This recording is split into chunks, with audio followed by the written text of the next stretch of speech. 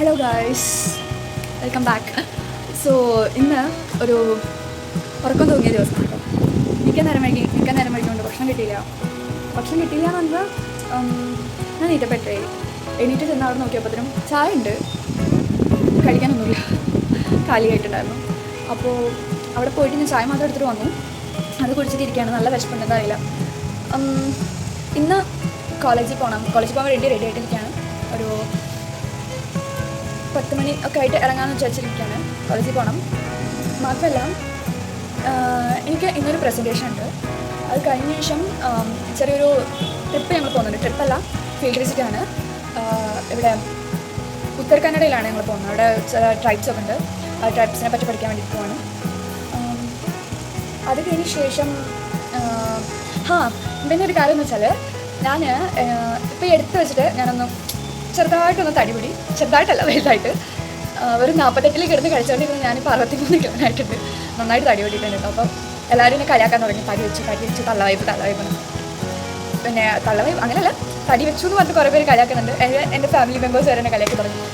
അപ്പോൾ ഇന്ന് ഞങ്ങളുടെ ഇങ്ങനെ ഫുഡ് സയൻസ് ആൻഡ് ന്യൂട്രീഷൻ അല്ലേ. അപ്പോൾ ഫുഡ് സയൻസ് ആൻഡ് ന്യൂട്രീഷൻ്റെ ഡിപ്പാർട്ട്മെൻറ്റിൽ അവർക്കൊരു മിഷൻ ഉണ്ട്. അതിൻ്റെ പേര് ഞാൻ മറന്നു കേട്ടോ. അതിൽ തന്നെ അവർ ഞാൻ എത്ര വെയിറ്റ് ഉണ്ട്, അതിൽ എത്ര മസിൽ വെയിറ്റ് ആണ്, എത്ര ഫാറ്റ് ആണ് എന്നൊക്കെ അവർ കണ്ടുപിടിച്ചു തരും. അപ്പോൾ ഇന്ന് അവരെന്നോട് അതിന് ചെല്ലാൻ പറഞ്ഞിട്ടുണ്ട്. ഞാൻ പേര് കൊടുത്തിട്ടുണ്ടാകുന്ന എനിക്ക് ചെയ്യണമെന്ന് പറഞ്ഞിട്ട്. അപ്പോൾ അത് ഇന്ന് ക്ലാസ് കഴിഞ്ഞ ശേഷം അതിലോട്ട് പോകണം. അപ്പോൾ നമുക്കിനി കോളേജിൽ പോയിട്ട് കാണാം. Okay, bye. ആരും വന്നില്ല ക്ലാസ്സിൽ. ഞാൻ മിക്ക മാറ്റൊരു 3 ക്ലാസ് ഉണ്ട്. അതിൽ ഒന്ന് പ്രാക്ടിക്കലുണ്ട്. അതിൽ ടീമാരൊക്കെ എൻ്റെ പേര്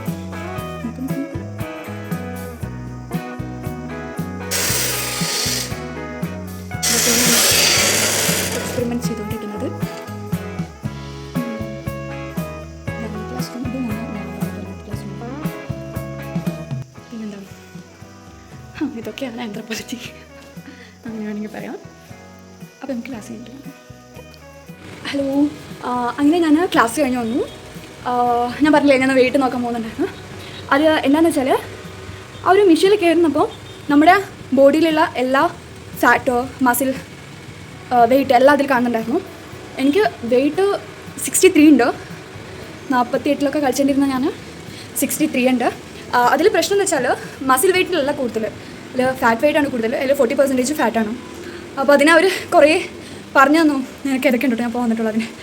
അപ്പോൾ അവർ പറഞ്ഞു എന്തൊക്കെ കഴിക്കണം, എന്തൊക്കെ കഴിക്കാൻ പാടില്ല, ഫ്രൈഡ് ഐറ്റംസോ അതേപോലെ തന്നെ ബേക്കറി ഐറ്റംസ് സ്നാക്സൊക്കെ ഒഴിവാക്കാൻ പറഞ്ഞു, കംപ്ലീറ്റ് ആയിട്ട് ഒഴിവാക്കാൻ പറഞ്ഞു. എനിക്കാണെങ്കിൽ അത് ഒഴിവാക്കാനേ പറ്റില്ല.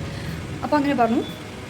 പിന്നെ അവർ പറഞ്ഞത് അതിൽ ജിഞ്ചറും ഗാർലിക്കും അതിൻ്റെ വെള്ളം കുടിക്കാൻ പറഞ്ഞു. പക്ഷേ ഞാൻ ഇവിടുന്ന് എങ്ങനെ വെള്ളം കുടിക്കുന്നതാണ് ഞാൻ ആലോചിക്കുന്നത്. ഇവിടെ കുറച്ച് ബുദ്ധിമുട്ടാണ് അത് കിട്ടാനല്ല, റൂമിൽ മാനേജ് ചെയ്യാൻ ബുദ്ധിമുട്ടാണ്. അത് മിക്സ് ചെയ്ത് ജ്യൂസ് ആക്കി കുടിക്കാൻ തോന്നുന്നു. എനിക്കറിയില്ല അതിനെ പറ്റിയിട്ട് കേട്ടോ. നിങ്ങൾക്കറിയാം അതെങ്ങനെ കുടിക്കേണ്ടതെന്ന് നിങ്ങൾക്ക് അറിയണമെങ്കിൽ കമൻറ്റിലോ. പിന്നെ അതേപോലെ തന്നെ അവർ പറഞ്ഞു പാൽ ഐറ്റംസ്, ഇത് ഡയറി പ്രൊഡക്ട്സ് എല്ലാം കുറയ്ക്കാൻ പറഞ്ഞു.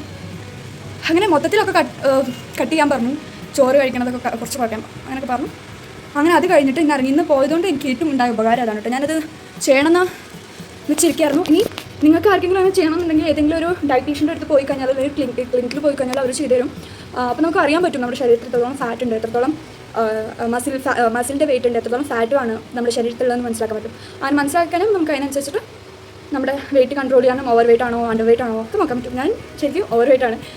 എൻ്റെ ഓവർ വെയിറ്റ് എന്ന് പറഞ്ഞാൽ അങ്ങനെ കൂടുതലെന്നല്ല, കുറച്ച് ഫാറ്റുള്ള കാരണം അത് കൂടുതലുണ്ട്. പക്ഷേ സോറി, അത് കന്നഡ കുറച്ച് വേർഡുകൾ വരുന്നുണ്ട് കേട്ടോ. അതുകൊണ്ട് അവരോട് അങ്ങനെ സംസാരിച്ചനുസരിച്ചതാണ്. പിന്നെ എന്നോട് പറഞ്ഞു എക്സസൈസ് ചെയ്യാൻ പറഞ്ഞു. ഞാൻ നടക്കുന്നുണ്ട്, പക്ഷേ അതിനുള്ളതും കാണുന്നില്ല എന്നതാണ് സത്യം. അപ്പോൾ അവരെന്നോട് ഇനി പറഞ്ഞു നടത്തുന്ന എത്തിയിട്ട് കുറച്ച് ഓടാൻ പറഞ്ഞു. നന്നായിട്ട് വേർക്കണം, ശരീരം നന്നായിട്ട് വേർക്കണം. അതേപോലെ തന്നെ വെള്ളം, ഞാനിപ്പോൾ മുതൽ വെള്ളം കുടിച്ച് തുടങ്ങിയിട്ടുണ്ട് കേട്ടോ. മുന്നത്തെക്കാളും ഇപ്പോൾ കുറച്ചും കൂടി വെള്ളം കുടിച്ച് തുടങ്ങിയിട്ടുണ്ട്. അത് പറപ്പിളാണ്ട വെള്ളത്തിൻ്റെ കുപ്പി നിറച്ച് കൊടുന്ന് വെച്ചിട്ടുണ്ട് കുടിക്കാൻ വേണ്ടിയിട്ട്.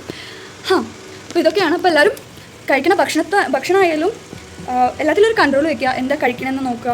അതിൽ എത്രത്തോളം പ്രോട്ടീൻ മിനറൽസ് ഒക്കെ ഉണ്ട് നോക്കുക.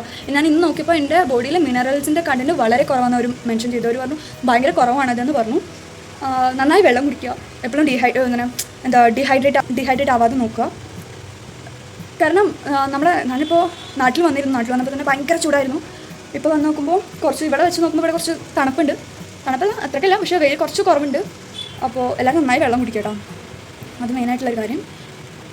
അതേപോലെ ഈ ജിഞ്ചറും ഗാർലിക്കും എങ്ങനെയാണ് കഴിക്കേണ്ടതെന്ന് ആർക്കെങ്കിലും ആയിരുന്നു കമൻറ്റ് ബിലോ.